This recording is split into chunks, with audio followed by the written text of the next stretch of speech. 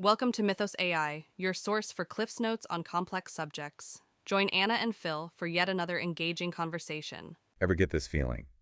Like some people just got, I don't know, extra helpings of genius. Yeah.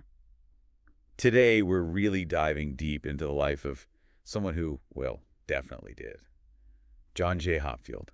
Oh, a fantastic choice. You know, you mentioned you're interested in people who blend those lines between scientific disciplines. Yes. Well, Hopfield's our guy. He didn't just study physics, biology, and AI. Right. He found the threads connecting them all. That's what's so remarkable about him, right? He wasn't just, participating in these fields. He transformed them. It's true. Almost like he had this, sixth sense for spotting patterns that others just missed completely. He was breaking these gaps between areas that seemed, on the surface, totally unrelated. Totally. I mean, it almost feels like destiny with this guy. Yeah, yeah. Imagine this. You grow up, both your parents are physicists. Okay, yeah. I bet dinner table conversations were a little bit different in that house. Yeah. Less about, who got the corner office and Yeah. more about, quantum entanglement, right? Absolutely, yeah.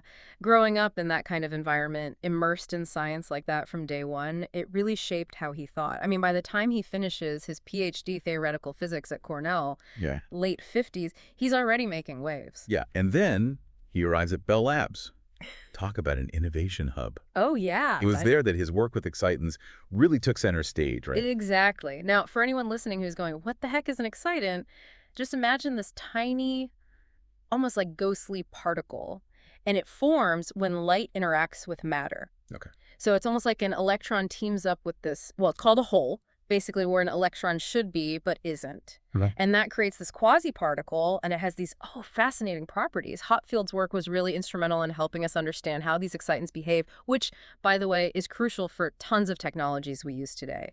LEDs, solar cells. Oh, wow. So this has real implications. Absolutely. And his work was so groundbreaking that it earned him the Oliver E. Buckley Prize from the American Physical Society.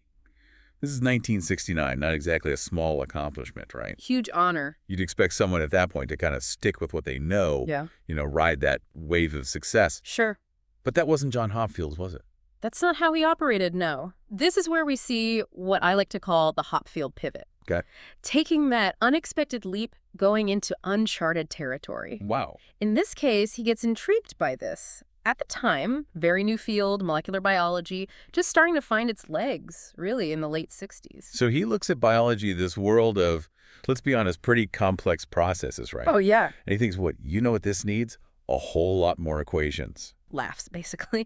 He saw the potential. You see, he saw the opportunity to bring that precision of physics and math, which he knew so well, to these intricate biological systems. He wanted to reveal that, there's this elegant order within all that complexity. One of the most, I think, remarkable contributions from this period is something called the kinetic proofreading model. Okay, you got to unpack that one a little bit. We're talking about how cells manage to copy DNA, build proteins, all with this incredible accuracy, right? How did Hopfield explain that? Okay, imagine this. You're meticulously copying this really, really ancient text, right? Like incredibly valuable. Every single character has to be absolutely perfect. High stakes. Oh, yeah. Now, in a basic system, mistakes, they're going to happen, right? You kind of just have to accept a certain level of error. But Hopfield, he's realizing that biological systems, they're not basic at all. They're far more sophisticated. They actually use energy to do this incredible thing. They proofread and they correct errors as these processes are happening. And they achieve a level of accuracy that, at the time, nobody had ever imagined before. He called this kinetic proofreading. So it's like nature has its own quality control department. I like that. Exactly. This wasn't just some minor discovery, right? This model is still fundamental today in how we understand biology. Absolutely fundamental. It was a total paradigm shift. Before this, we thought of energy as the thing that makes things happen, right? But Hopfield, he showed us that it's not just about making things happen, it's about making them happen correctly. It's like finding the elegance, the precision in the chaos of life itself. That's Hopfield, finding that order. Okay, so we've got him revolutionizing physics, shaking up biology. You're telling me there's more. What did this scientific, I don't even know, trailblazer set his sights on next? Well, you could say he was drawn to the biggest, most complex system out there. What, like more complex than like a cell? Yeah. More complex than DNA? Way more. Okay, I give up. What is it? The human brain. Uh-huh, of course. Early 1980s, he jumps in headfirst, the world of neurobiology. He was captivated by, how brains process and store information. And this fascination, it leads him to his most famous contribution. Okay, hit me with it. The Hopfield network. The brain and the machine. Exactly. Okay, this is where I feel like things are going to get a little mind-bendy for me. Yeah. Can you break it down?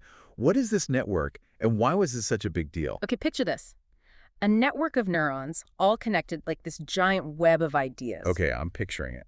All right, now in this network, every single connection between these neurons, it has a strength. It can be positive or negative. Okay. Now, you feed the network a pattern. Could be an image of a cat, could be a melody, whatever. Right. The network, it stores this information in the pattern of how active all these neurons are, like a memory. So each neuron is like a little switch flipping on or off depending on what you feed into the network. But wait, so you're saying this collection of switches, it can remember a cat? It can. But here's the really cool part. You can show this network, let's say, a partial image, maybe just the cat's tail, or, just a few notes from that melody. Okay. The network, because those connections between the neurons, they've learned the whole pattern, it can actually reconstruct it, even from just a little piece. Hold on. Are you serious? So I could show this thing a blurry photo of a cat hiding behind a curtain, and it would still know it's a cat, even if I could barely see it. That's the idea. It's kind of like how, you hear just a few notes and you know the song. Yeah. Or you recognize, a friend's face, even if they're wearing a hat and sunglasses. That's wild. Right. So Hopfield networks, they gave us this model, a way to understand how that kind of memory, that associative memory, might actually work in our brains. It's like he took something we thought was this, I don't know, magical process, and he turned it into math. Exactly. For the first time, we could actually simulate this on a computer. Man, that had to be huge for AI. Like, game-changing, right? Oh, absolutely. Hopfield networks brought back this whole area of AI called connectionism, which, by the way, had kind of fallen out of favor.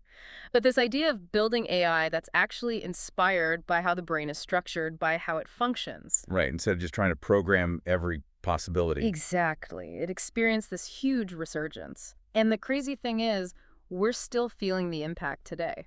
Really? Oh, yeah. A lot of the neural networks we use now, things like facial recognition on your phone, spam filters, even those personalized recommendations you get online. I was just going to say, that's weirdly accurate sometimes. Right. That all goes back to Hopfield's work. That's amazing. One scientist, and his work has just rippled out across so many different fields. He was a visionary. But he wasn't content with just research, right? He was passionate about training this new generation of, well, for lack of a better term, super scientists. Ones who could think across disciplines. And that's where this Caltech program comes in, right? Computational and neural systems, I've heard about this. It's legendary. Oh, it is. Tell me everything. It really does. It's like, I don't know, something out of a movie.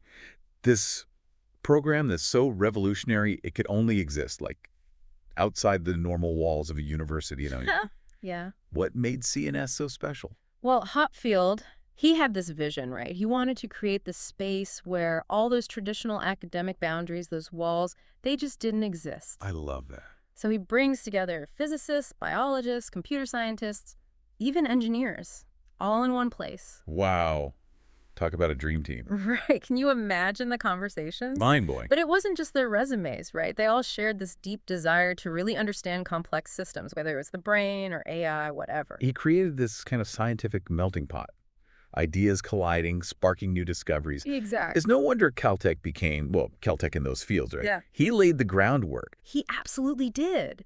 And he didn't just, sit back and watch it all happen. He stayed active in research, publishing, collaborating, always pushing the boundaries. Wow. Leading by example. Absolutely. And, it wasn't just about mentoring. He was learning right alongside them. I love that. And those achievements, they just kept on coming for him. The MacArthur Fellowship, the Genius Grant. I mean, that speaks volumes. They don't just hand those out to anyone. No, they really don't. They recognize that Hopfield, he could connect those dots between different fields, see the common threads that others missed. Definitely. And then you have the Direct Medal, one of the top honors in theoretical physics, recognizing his impact on our understanding of neural networks, an idea that starts in physics but explodes into AI and beyond.